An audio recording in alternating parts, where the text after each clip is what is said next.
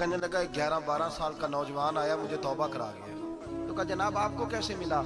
تو وہ شخص کہنے لگا حضور کل میں گیا بازار, میں نے بغداد کے چوک سے 10 کلو مچھلی بھی خرید لی اور کچھ اور ضرورت کی چیزیں بھی, مہمان آنے تھے, وہ سارا کچھ خرید کے میں جب نکلا تو سامان زیادہ ہو گیا.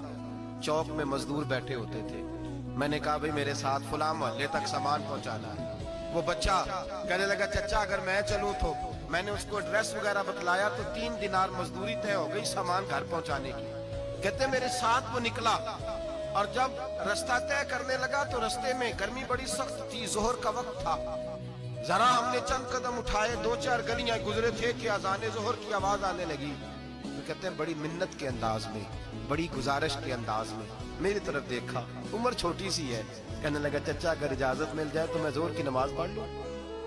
کہتے ہیں میں ایک جگہ پھٹے پہ بیٹھ گیا اور گپے کرنے لگا, سامان وہاں رکھا, میں نے کہا پڑھ لے نماز. کہتے ہیں بچہ نماز پڑھنے چلا گیا, باقی لوگ دیر سے آئے, وہ نماز پڑھ کے جلدی آ گیا.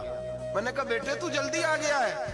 کہنے لگا اس لیے جلدی آیا ہوں کہ آپ یہ نہ سمجھے یہ کام چور ہے, میں نے نفل چھوڑ دیے ہیں, فارغ ہو کے پڑھ لوں گا. کہتے ہیں سامان اٹھایا, رستے میں گرمی شدت کی تھی, اس کا پسینہ بہنے لگا, میں آگے بڑھا. میں نے کہا بیٹے سامان تھوڑی دیر کے لیے مجھے دے دو, گرمی زیادہ ہے. کہنے لگے میں آپ کو نہیں دے سکتا, اس لیے کہ 3 دینار مزدوری گھر پہنچانے کی طے کی ہے, میں پھر مزدوری پوری نہیں لوں گا, پیسے کم لوں گا. کہتے ہیں میں محو حیرت ہو گیا, اس جوان کی بات نے میرے سارے وجود تھر تھر کبا ڈالا کہ اس دور میں اس قسم کے لوگ. کہتے ہیں گھر لے گیا اس کو, میں سامان رکھا, میں نے کہا تم یہاں ٹھہرو میں 3 دینار مزدوری لاتا ہوں. کہتے ہیں پیسے لینے گیا تو بیوی کو بتایا, بڑا نیک ہے, بڑا پرہیزگار جوان ہے. کہنے لگی روٹی پکی ہوئی ہے, اسے کہو دوپہر کا کھانا کھا لے. کہتے ہیں میں باہر گیا, 3 دینار تھمائے, میں نے کہا بیٹے ایک بات مانو گے؟ تو کہتے ہیں 3 دینار دے کے کہنے لگا اب تو آپ مالک ہو گئے, میں نے نمک کھا لیا ہے, اب تو ہر بات مانوں گا. اصلہ نال جی نیکی کریے نسلہ تاک نہیں بھول دے, میں اب ہر بات مانوں گا.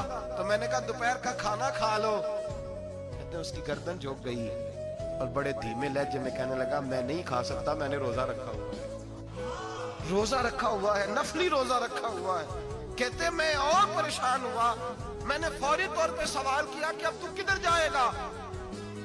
تو کہنے لگا اب میں کہیں نہیں جاؤں گا, میرے 1 دن کا خرچہ میرے ماں باپ نے جو ڈیوٹی لگائی ہے وہ 3 دینار ہے, پورا ہو گیا ہے. اب میں باقی جو وقت بچے گا یا قرآن پاک کی تلاوت کروں گا یا محمد عربی پہ درود و سلام پڑھوں گا.